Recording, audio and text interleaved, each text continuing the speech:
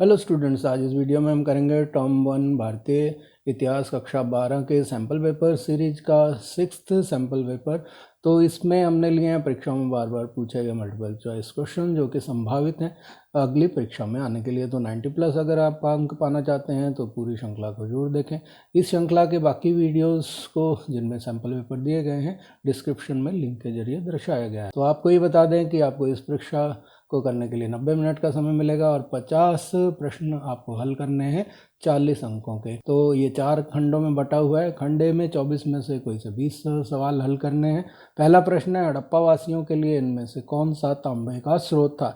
ए Karnataka, B Rajasthan, सी आंध्र प्रदेश और D Gujarat. तो इसका सही उत्तर है राजस्थान, क्योंकि खेतड़ी नामक स्थान से तांबा मंगाया जाता था। दूसरा प्रश्न है, इनमें से कौन सा हड़प्पा सभ्यता के पतन का कारण था? ए है जलवायु परिवर्तन, बी है बाढ़, सी वनों की कटाई और डी है ये सभी। तो इसका सही जवाब है ये सभी कारण जो है इसके लिए उत्तरदायी थे। क्वेश्चन नंबर 3 है, इनमें से किसकी पूजा हड़प्पा के लोग नहीं करते थे? ए है प्रकृति यानी कि नेचर, बी है देवी यानी कि गॉडेस, सी है इंद्र और डी है पशुपतिनाथ। तो ये जो है इंद्र की पूजा नहीं करते थे क्योंकि इंद्र आर्यों के देवता थे। चौथा प्रश्न है, बौद्ध साहित्य के अनुसार सबसे प्रसिद्ध राजा कौन? ए बिंबिसार, बी चंद्रगुप्त मौर्य, सी अशोक और डी समुद्रगुप्त। तो इसके हिसाब से बौद्ध साहित्य के हिसाब से अशोक सबसे प्रसिद्ध राजा थे। पांचवा प्रश्न है, इनमें से कौन भोपाल की बेगम नहीं थी? ए शाहजहां बेगम, बी सुल्तान जहां बेगम, सी नूरजहां बेगम और डी ए और बी दोनों। तो नूरजहां बेगम ये भोपाल की बेगम नहीं थी। छठा है, प्रभावती गुप्त किस राजा की बेटी थी? ए है चंद्रगुप्त मौर्य, बी है चंद्रगुप्त द्वितीय, सी है विक्रमादित्य और डी है अशोक। तो इसका सही जवाब है बी चंद्रगुप्त द्वितीय। सातवां सवाल है, MS वत्स द्वारा हड़प्पा में इस वर्ष में उत्खनन शुरू हुआ? ए 1920, बी 1921, सी 1922 और डी 1923। तो इसका सही जवाब है ए 1920। क्वेश्चन नंबर 8 है, धर्म महामात्यों की नियुक्ति किसने की? ए है बिंबिसार, बी है समुद्रगुप्त, सी है अशोक और डी है पांड्या। तो धर्म महामात्यों की नियुक्ति जो है वो बिंबिसार ने की थी सर्वप्रथम, और लेकिन विधिवत रूप से अशोक ने की। तो अशोक इसका सही जवाब होगा। 9वां है, विनिमय बाटों को एक सूक्ष्म प्रणाली द्वारा नियंत्रित किया जाता था जो आमतौर पर डैश नामक पत्थर से बना होता था। ए है स्तूप, बी है चर्ट, सी है गौंठ और डी है सील। तो इसका जो सही जवाब है वो है बी चर्ट। क्वेश्चन नंबर 10 है, महाभारत में कौरव और पांडव किस वंश से थे? ए कुरु, बी इक्ष्वाकु, सी वत्स और डी उपरोक्त में से कोई नहीं। तो कौरव और पांडव जो है वो कुरु वंश से थे, तो ए उत्तर ठीक होगा। 11वां प्रश्न है, विजयनगर साम्राज्य की स्थापना किसने की? ए है असनगंगु, बी है प्रांतक, सी है हरिहर बुक्का और डी है कृष्णदेवराय। तो इसका सही उत्तर है हरिहर बुक्का।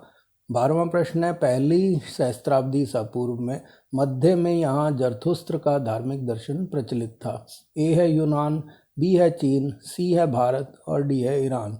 तो इसका सही जवाब होगा डी ईरान। 13वां प्रश्न है, किस यात्री ने महानवमी डिब्बा को विजय का एक भवन कहा? ए है दुरार्ते बारबोसा, बी है फुरनाव नूनीज, सी है डोमिंगो पेस और डी है अब्दुल रज्जाक। तो सी डोमिंगो पेस जो है इसका सही जवाब है। 14वां प्रश्न है, निम्नलिखित में से किस अवसर पर महानवमी डिब्बा में समारोह किया गया था? ए राज्य के घोड़े की पूजा, बी राजा की शादी, सी दुश्मन का पर विजय और डी है उपरोक्त सभी। तो राज्य के घोड़े की पूजा के अवसर पर समारोह होता था। 15वां प्रश्न है, जैन धर्म के अनुसार अंतिम तीर्थंकर कौन थे? ए है मक्खली गोसाल, बी है सिद्धार्थ, सी है महावीर और डी है अजीत केशकम्बलम। तो अंतिम जो तीर्थंकर थे वो महावीर थे। 16वां प्रश्न है, अलवार की किस महिला के गीत व्यापक रूप से गाए जाते हैं? ए है पिंडल, बी है अंडाल, सी है प्रियासी और डी है प्रजापति। तो अलवार जो महिला संत थी वो अंडाल थी। 17वां, नहरों के अवशेष पाए जाते हैं? ए शुरतगई, बी लोथल, सी बनावली और डी है कालीबंगन। तो शुरतगई जो है इसका सही उत्तर है। 18वां प्रश्न है, इनमें से सबसे महत्वपूर्ण धर्मशास्त्र कौन सा है? ए मनुस्मृति, बी महाभारत, सी ऋग्वेद और डी इनमें से कोई नहीं। तो मनुस्मृति सबसे महत्वपूर्ण धर्मशास्त्र है क्योंकि इसमें नियम कानून बताए गए हैं। 19वां प्रश्न है, अजंता का चित्र किसकी कहानियों को दर्शाता है? ए पुराण, बी अकारण, सी है सुतपिटक और डी है जातक। तो डी जातक सही जवाब है। बी है, किस देवी को पंपा कहा जाता है? ए है देवी पार्वती, बी देवी सरस्वती, सी देवी लक्ष्मी और डी है उपरोक्त में से कोई नहीं। तो देवी पार्वती को पंपा देवी के नाम से जाना जाता है। 21वां प्रश्न, अर्थशास्त्रीय रचना किसके द्वारा की गई थी? ए बाणभट्ट द्वारा, बी कौटिल्य द्वारा, सी रवि कीर्ति द्वारा और डी अश्वघोष। तो कौटिल्य इसके रचनाकार थे। 22वां प्रश्न, हम्पी की खोज के संबंध में निम्नलिखित कथनों पर विचार करें। पहला है, हम्पी के भग्नावशेषों को 1800 में कर्नल कॉलिन मैकेंजी नामक एक अभियंता और पुरातत्वविद द्वारा प्रकाश में लाया गया था, जो कि सही है। दूसरा है, 1836 से ही अभिलेखकर्ताओं ने यहाँ और हम्पी के अन्य मंदिरों से कई दर्जन अभिलेखों को इकट्ठा करना आरंभ किया था, जो कि सही है। और तीसरा है, इस शहर तथा साम्राज्य के इतिहास के पुनर्निर्माण के प्रयास में इतिहासकारों ने इन स्रोतों का विदेशी यात्रियों के वृत्तांतों और तेलुगु, कन्नड़, तमिल और संस्कृत में लिखे गए साहित्य से मिलान किया, जो कि ठीक है। तो इसके अनुसार डी जो है उपरोक्त सभी सही जवाब होगा। 23वां प्रश्न है, विजयनगर के शासकों के संबंध में निम्नलिखित कथनों पर विचार करें। पहला है, अपनी उत्तरी सीमाओं पर विजयनगर शासकों ने अपने समकालीन राजाओं, उन जिनमें दक्कन के सुल्तान और उड़ीसा के गजपति शासक शामिल थे, उर्वर नदी घाटियों तथा लाभकारी विदेशी व्यापार से उत्पन्न संपदा पर अधिकार के लिए संघर्ष किया। तो ये सही है। दूसरा है, विजयनगर के शासकों ने अवधारणाओं और भवन निर्माण की तकनीक को ग्रहण किया, जिन्हें उन्होंने आगे और विकसित किया। ये भी जो है सही जवाब है। और तीसरा है, विजयनगर के शासकों जो अपने को प्रियदर्शी कहते थे, ने इन परंपराओं को आगे बढ़ाया, जैसा कि हम देखेंगे उन्होंने नई ऊंचाइयों तक पहुंचाया। तो विजयनगर के शासक अपने आप को राया कहलाते थे, ना कि प्रियदर्शी। तो ये गलत जवाब हुआ। इसका मतलब ये हुआ कि पहला और दूसरा जवाब ठीक। तो बी जो है इसका सही जवाब होगा। 24वां प्रश्न है, जैन धर्म में निम्नलिखित में से कौन सबसे महत्वपूर्ण विचार? ए है ब्रह्मचर्य का पालन करना, बी है संपूर्ण विश्व प्राणवान है, सी है अहिंसा में विश्वास और डी है कर्म चक्र से मुक्त होने के लिए त्याग और तपस्या की जरूरत होती है। तो जैन धर्म का सबसे महत्वपूर्ण सिद्धांत है संपूर्ण विश्व प्राणवान है। खंड बी में 22 में से 18 प्रश्न हल करने हैं। 25वां प्रश्न है, डैश पहली सहस्त्राब्दी ईसा पूर्व के मध्य और दक्षिण भारत के बड़े बड़े पत्थरों के ढांचे थे? तो ए है पन्नई, बी है महापाषाण, सी है धम्म और डी है उपरोक्त में से कोई नहीं। तो इसका जो सही जवाब है वो है बी महापाषाण। तो 26वां प्रश्न है, निम्नलिखित कथन पर विचार करें। पहला है, स्वतंत्रता के बाद हड़प्पा सभ्यता के अधिकांश केंद्र पाकिस्तान में चले गए, जो कि बिल्कुल सही है। दूसरा है, हड़प्पा लिपि को रहस्यमय कर दिया गया, जो कि गलत है। ये पहले से ही रहस्यमय थी, आज तक पढ़ी नहीं जा सकी। तीसरा है, हड़प्पा सभ्यता के शासकों की महत्वपूर्ण भूमिका रही है, ये सही है, तभी इतने बड़े साम्राज्य पर शासन किया जाता था और एक रूपता बनी रही। चौथा है, हड़प्पा में मृतकों को दफनाया गया था, जो कि सही है। इसका मतलब जो है पहला, तीसरा और चौथा यानी कि बी सही है। 27वां प्रश्न है, निम्नलिखित कथनों पर विचार करें। पहला है, जैन धर्म की शुरुआत ऋषभदेव ने की, जो कि सही है। दूसरा है, भगवान महावीर जैन धर्म के 24वें तीर्थंकर थे, सही है। तीसरा है, अंगार में जैन धर्म की शिक्षा दी गई है, सही है। और चौथा है, जैन धर्म ने अपने संदेश का प्रसार करने के लिए संघों की शुरुआत की, जो कि गलत है, क्योंकि संघों की शुरुआत जो है बौद्धों ने की थी। तो इसका मतलब चौथे के अलावा बाकी तीनों ठीक हैं, यानी कि पहला, दूसरा, तीसरा ठीक है, यानी कि बी जो है सही जवाब होगा। 28वां प्रश्न है, जातियों और सामाजिक गतिशीलता के संबंध में निम्नलिखित कथनों पर विचार करें। पहला है, वर्ण जैसी जातियां जन्म पर आधारित थीं, और जो कि सही है। और दूसरा है, वर्ण की तरह जातियों की संख्या निश्चित थी, ये गलत है, क्योंकि जातियां बहुत सारी थी। तीसरा है, विभिन्न व्यवसायों वाली जातियों को कभी कभी धर्म स्थलों या संघों में संगठित किया जाता था, जो कि गलत है। इसका मतलब सिर्फ पहले वाला ही ठीक है, यानी कि डी उत्तर ठीक होगा। 29वां प्रश्न है, मगध के संबंध में निम्नलिखित कथनों पर विचार करें।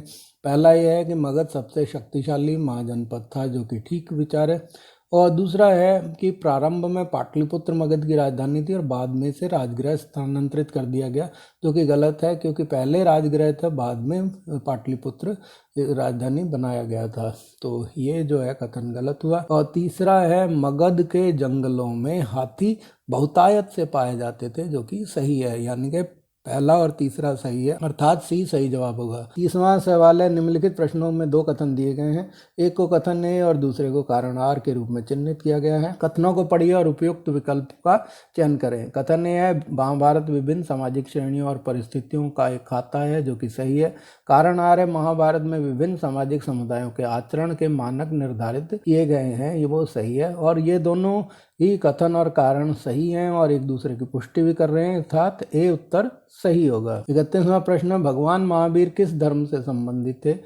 ए है हिंदू धर्म, बी है जैन धर्म, सी बौद्ध धर्म और डी है सिख धर्म। तो महावीर स्वामी जो है जैन धर्म से ताल्लुकात रखते थे, तो बी सही होगा।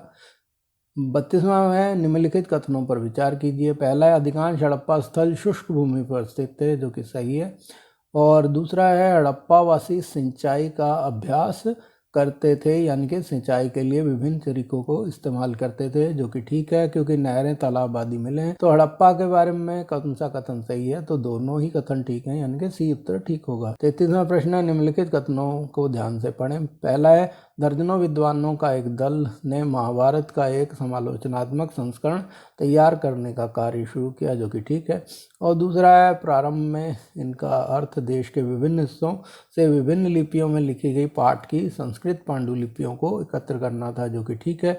तीसरा है, टीम ने प्रत्येक पांडुलिपि से छंदों की तुलना करने के लिए एक विधि तैयार की, जो कि सही है। इसका मतलब सभी उत्तर ठीक हैं, तो ये डी ऑप्शन जो है बिल्कुल सही जवाब होगा। समुद्रगुप्त की प्रशंसा में प्रयाग प्रशस्ति की रचना किसने की? ए है प्रभावगति गुप्त, बी हरिसेन, सी है कौटिल्य और डी है बाणभट्ट। तो हरिसेन ने प्रयाग प्रशस्ति लिखी थी, जैसे इलाहाबाद प्रशस्ति भी कहा जाता है, तो बी इसका सही जवाब होगा। 35वां है, निम्नलिखित को मिलान कीजिए। यहाँ दो स्तंभ दिए गए हैं, स्तंभ 1 और स्तंभ 2। स्तंभ 1 में है सीताडेल, किलेबंदी, आवासीय भवन और विशाल स्नानागार, और दूसरे में मोहनजोदड़ो, बड़े आकार की टंकी, लोथल और मिट्टी के ईंटों का चबूतरा। तो सीताडेल जो है मिट्टी के ईंटों का चबूतरा, कि यहाँ देखें बी में और डी में दोनों में ए के साथ है। चौथा, किलेबंदी जो है वो लोथल में पाई गई थी, तो बी के साथ तीसरा आएगा, जो कि हम देख रहे हैं कि बी में है लेकिन डी में नहीं है, तो इसका मतलब बी के ठीक होने की अधिक संभावना है। आवासीय भवन मोहनजोदड़ो में पाए गए, यानी कि सी के साथ पहला जाएगा, वो भी बी में मौजूद है। और विशाल स्नानागार एक बड़े आयताकार टंकी के रूप में थी,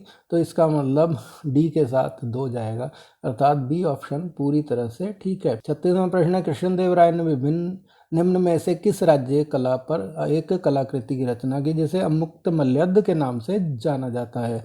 पहला है कन्नड़, दूसरा है मलयालम, सी तमिल और डी है तेलुगु। तो ये अमुक्त मल्यद जो है तेलुगु भाषा में लिखा गया ग्रंथ था, तो डी सही उत्तर होगा। 37वां प्रश्न है, चिश्ती खानका में निम्नलिखित में से कौन सी प्रथा स्थानीय परंपराओं को आत्मसात करने के प्रयासों का प्रतिनिधित्व करती है? पहला है शेख के सामने झुकना, जो कि सही है। और दूसरा, आगंतुकों को जल अर्पित करना, ये भी भारतीय परंपरा रही है। और दीक्षाओं के सिर मुंडवाना, यानी कि जो दीक्षित होने आया धर्म में उसको सिर मुंड देना, ये भी भारतीय है। और यौगिक व्यायाम, ये तो पूर्ण रूप से भारतीय है, तो उपरोक्त सभी इसका सही जवाब होगा।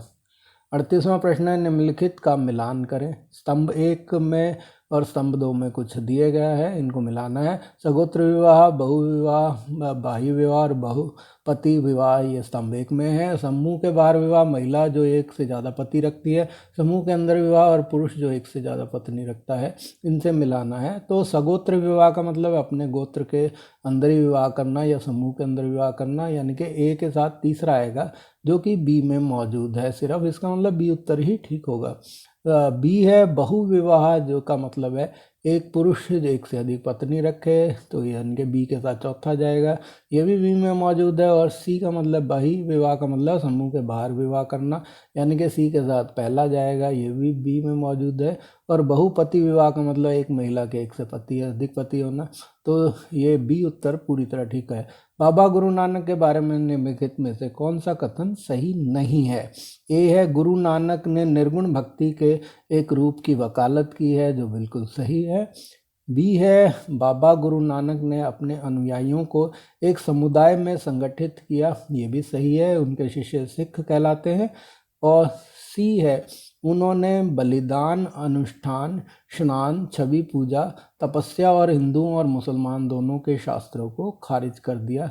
ये भी जो है बिल्कुल सही उत्तर है, तो सी भी ठीक है। डी है, गुरु नानक ने अपने शिष्यों में से एक अर्जुन को उपदेशक या गुरु के रूप में सफल होने के लिए नियुक्त किया।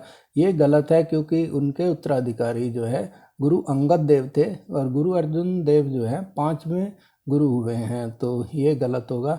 इसका मतलब पहला, दूसरा, तीसरा ठीक है, तो यहाँ सही कथन नहीं है वो बताना है, तो डी सही उत्तर होगा। तो 40वां प्रश्न है, करईकाल अम्बियार डैश परंपरा की सबसे बड़ी संत थी?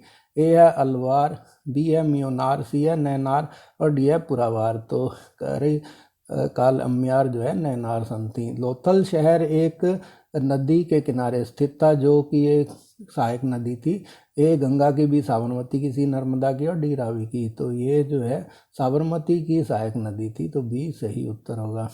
42वां प्रश्न है, सिद्धार्थ किस राज्य के थे? ए शाक्य, बी पांचाल, सी कुरु और डी भाग। तो ये शाक्य वंश के थे, इन्हें शाक्य मुनि भी कहा जाता है। निम्नलिखित में से कौन सा या से कथन सही है? यहाँ है पहला, शुरू में केवल पुरुषों को ही संघ में जाने की अनुमति थी, लेकिन बाद में महिलाओं को भी प्रवेश दिया जाने लगा, जो कि बिल्कुल सही है।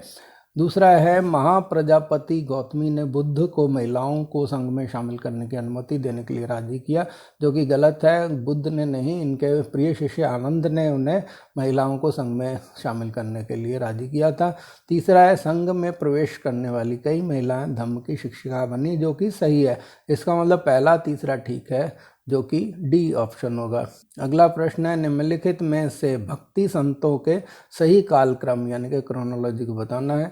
तो ए है कबीर, गुरु नानक, चैतन्य, मीराबाई और बी है कबीर, चैतन्य, गुरु नानक, मीराबाई। सी है कबीर, मीराबाई, चैतन्य, गुरु नानक और डी है गुरु नानक, चैतन्य, मीराबाई, कबीर।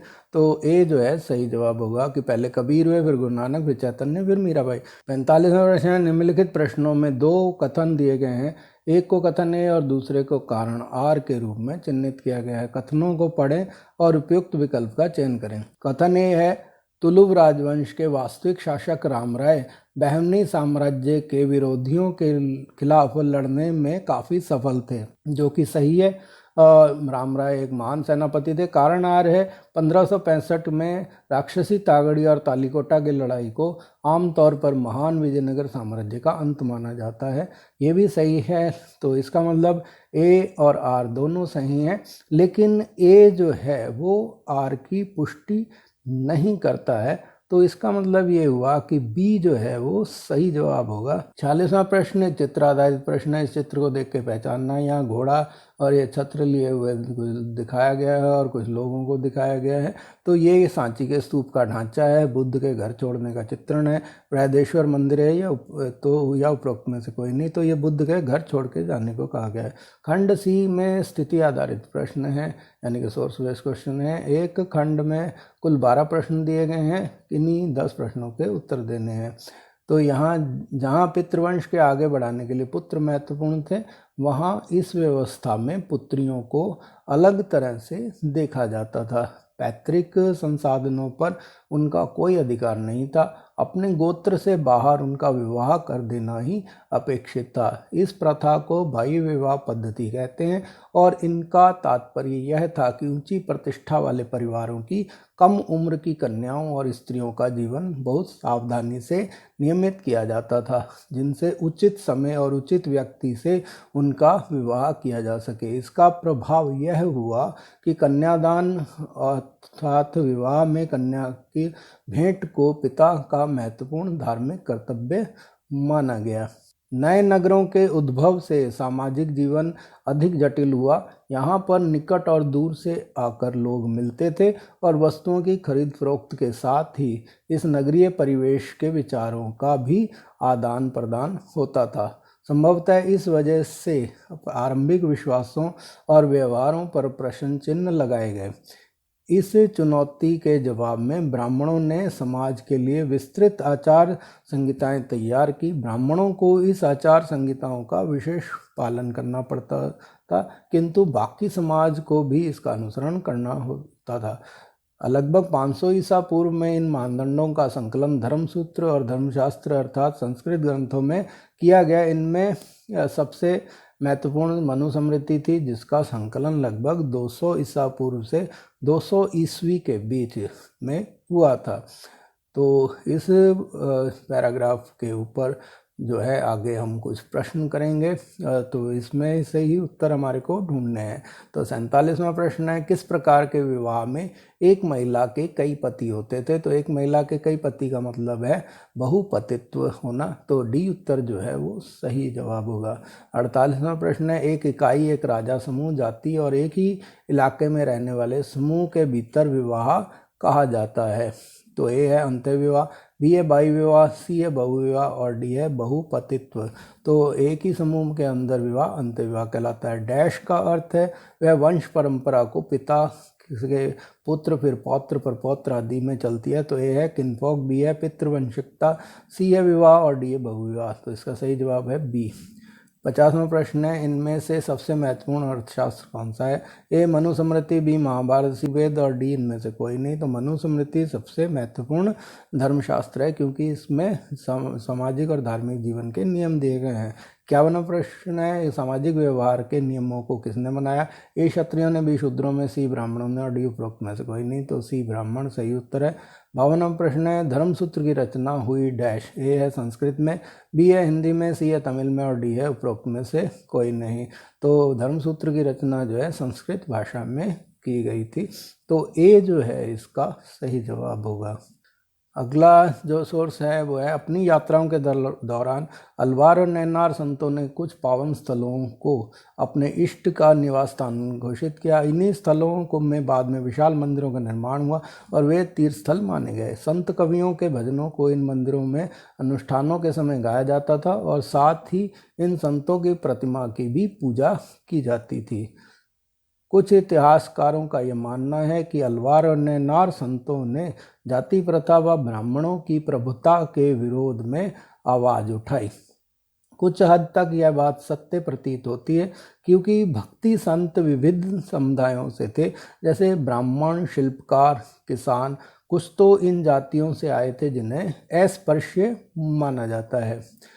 अलवार और नैनार संतों की रचनाओं को वेद जितना महत्वपूर्ण बताकर इस परंपरा को सम्मानित किया गया। उदाहरण स्वरूप अलवार संतों के एक प्रमुख काव्य संकलन नलयरा दिव्य प्रबंधम का वर्णन तमिल वेद के रूप में किया जाता था। इस तरह इस ग्रंथ का महत्व संस्कृत के चारों वेदों जितना बताया गया था, जो ब्राह्मणों द्वारा पोषित थे। 53वां विष्णु भक्त संत डैश के रूप में जाने जाते थे? ए नैनार, बी है वीरशैव, सी अलवार और डी जिम्मी। तो विष्णु भक्त संत जो हैं वो अलवार कहलाते थे। 54वां अलवार संतों ने डैश की पूजा की? ए विष्णु, बी लक्ष्मी, सी इंद्र और डी शिव। तो इसका सही जवाब है ए विष्णु। 55वां अलवार और नैनार कहाँ के भक्त थे? ए केरल, बी कर्नाटक, सी तमिलनाडु और डी आंध्र प्रदेश। तो इसका सही जवाब है सी तमिलनाडु। 56वां है, प्रारंभिक भक्ति आंदोलनों का नेतृत्व किसके द्वारा किया गया था?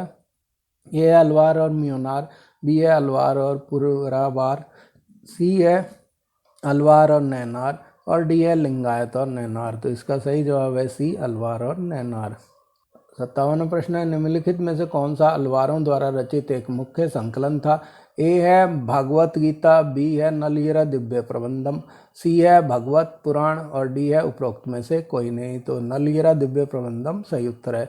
नलयरा दिव्य प्रबंधम का वर्णन है ए संस्कृत वेद में, बी तमिल वेद में, सी सुत पिटक और डी है उपरोक्त में से कोई नहीं। तो बी इसका सही जवाब होगा। खंड डी में मानचित्र आधारित 2 प्रश्न हैं, उनको करना है। ए और बी 2 स्थानों को पहचानना है। तो ये ए और बी ये 2 स्थान दिए गए हैं, इनका सही उत्तर बताना है हमारे को। प्रश्न है कि मानचित्र में और ए के रूप में अंकित उस महाजनपद को पहचाने जिसमें बिंबिसार मैत्रीपूर्ण शर्तों पर नहीं था। ए मगध, बी अवंती, सी वत्स और डी अंग। तो डी अंग सही है। 60वां प्रश्न है, निम्नलिखित पर बी में कौन सा मौर्य स्तंभ सिंह की राजधानी से आरोहित था। तो यहाँ जो आप 20 स्थान देख रहे हैं, ये जो है कोहुला स्तंभ, लोहिया, नंदनगढ़ स्तंभ, सांची स्तंभ या सारनाथ स्तंभ। तो ये सारनाथ स्तंभ है। इसी के साथ ही ये सैम्पल पेपर समाप्त हुआ। अगर आप इस सीरीज के बाकी वीडियो देखना चाहते हैं तो आप जो है डिस्क्रिप्शन बॉक्स में जाके लिंक पर क्लिक करके देख सकते हैं। अगर आप मेरे चैनल पे नए हैं और अभी तक आपने सब्सक्राइब नहीं किया है तो रेड बटन दबा के सब्सक्राइब कर लें और बेल आइकन जरूर दबा दें ताकि आने वाली वीडियोस के नोटिफिकेशन भी आपको लगातार मिलते रहें। धन्यवाद।